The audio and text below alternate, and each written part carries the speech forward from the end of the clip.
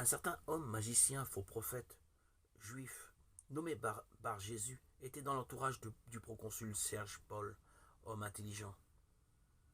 Élimas, le magicien, car c'est ainsi que son nom se traduit, leur résistait, cherchant à détourner le proconsul de la foi. Alors, Paul, rempli de l'Esprit Saint, fixa les yeux sur lui et lui dit « Toi qui es plein de toute fraude et de toute méchanceté, fils du diable, ennemi de toute justice, ne cesseras-tu pas de pervertir les voies droites du Seigneur ?» Acte 13, 6, 10.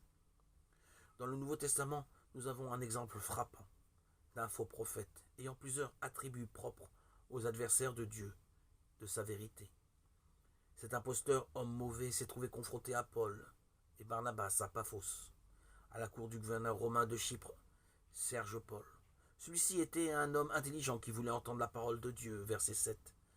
Élimas, connu aussi sous le nom de Bar Jésus, c'est-à-dire fils du Sauveur, était un magicien, un homme qui utilisait des pouvoirs sataniques.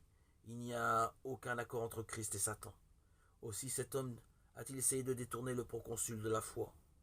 Notons que la Bible, en parlant du christianisme, dit la foi pas simplement une fois, comme le Seigneur Jésus, Jean 8, 44. Paul appelle cet homme fils du diable et non fils du Sauveur, comme son nom le signifiait pourtant.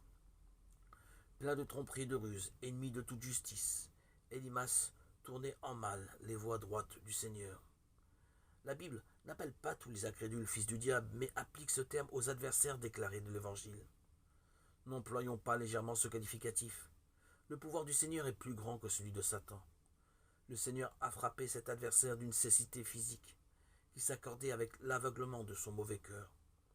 Voyant ce qui était arrivé, le proconsul a cru le message de l'évangéliste, étant saisi par la doctrine du Seigneur.